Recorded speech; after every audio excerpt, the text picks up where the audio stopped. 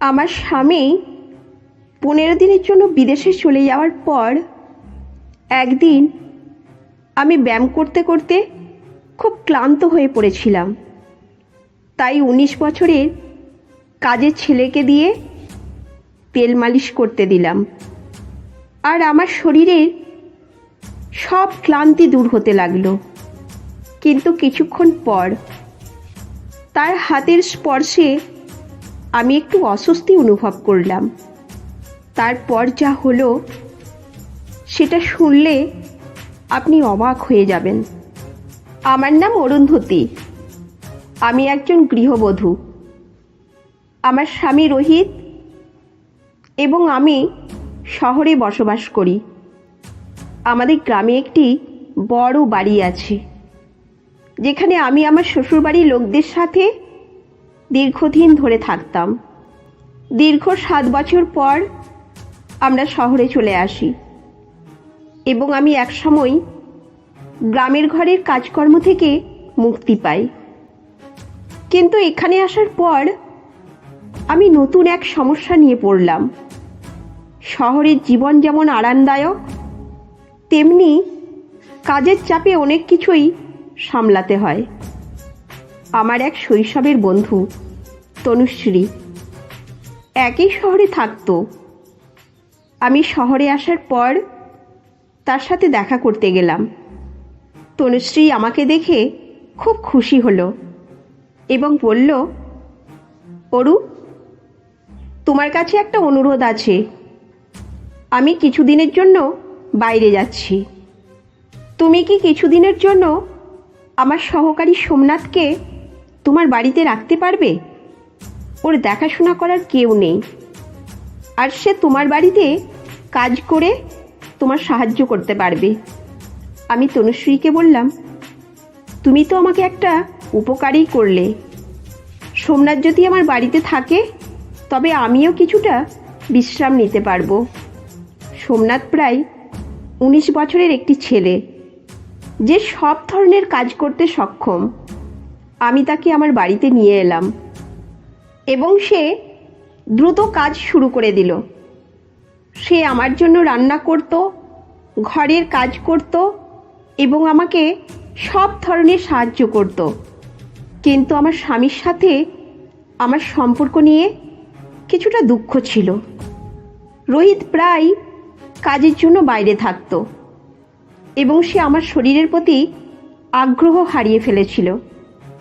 একদিন রাতে আমি রোহিতের সাথে একটু সময় কাটানোর চেষ্টা করলাম, কিন্তু সে আমাকে ঠেলে দূরে সরিয়ে দিল। তার কথা শুনে আমার হৃদয় ভেঙে গেল। আমি যখন খুব কষ্টে ছিলাম তখন সোমনাথ আমাকে 1 গ্লাস পানি দিল। সে আমাকে জিজ্ঞাসা করল, দিদি, আপনি কেন কাঁদছেন? আমি আমার সব দুঃখের কথা তাকে বললাম। সোমনাথ আমার কথা শুনে বলল, দিদি, আপনি নিজেকে একটু বদলে ফেলুন, ব্যায়াম করুন, সুস্থ থাকুন। আপনার স্বামী তখন আপনাকে আবার পছন্দ করবে। সোমনাথের কথায় আমি অনুপ্রাণিত হলাম এবং সিদ্ধান্ত নিলাম যে আমি নিজেকে পরিবর্তন করব। রোহিত 15 দিনের জন্য বিদেশে চলে যান, তাই আমি এই সময়টাকে কাজে লাগানোর সিদ্ধান্ত নিলাম।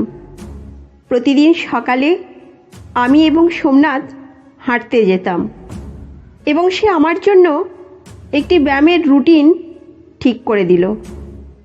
সে আমার খাবারের তালিকা ঠিক করলো এবং আমাকে স্বাস্থ্যকর খাবার খেতে উৎসাহিত করলো।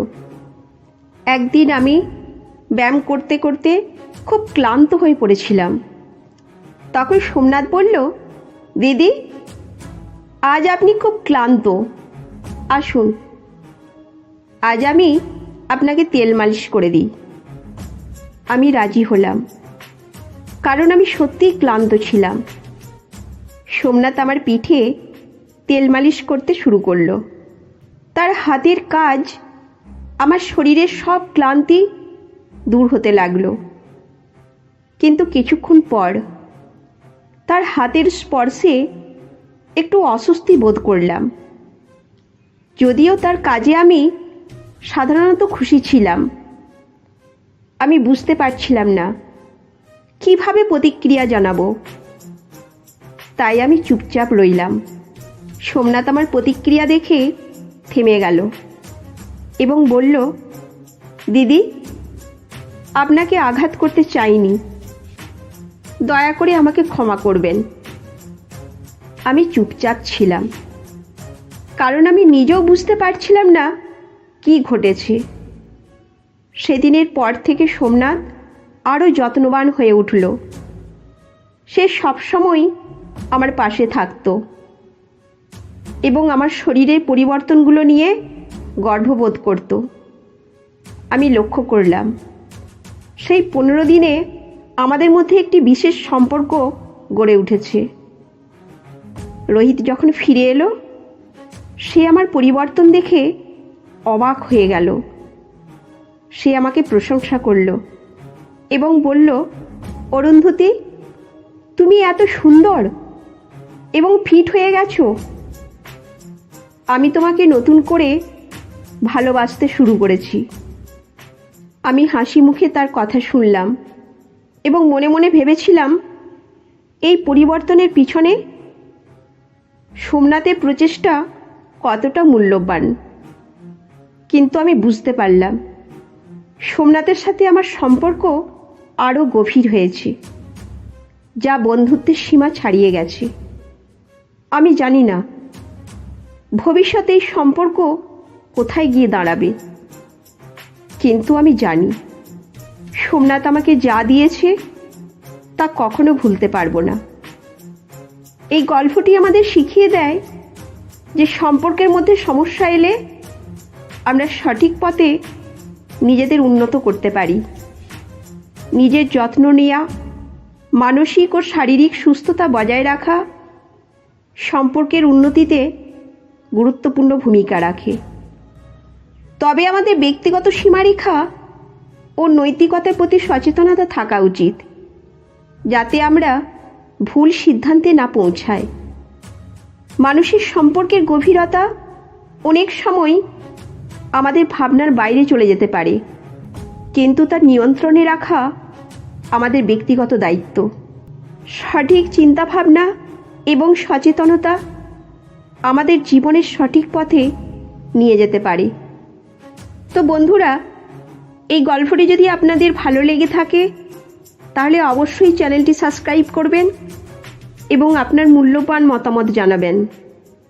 ততক্ষণ পর্যন্ত ভালো থাকুন, সুস্থ থাকুন। ধন্যবাদ।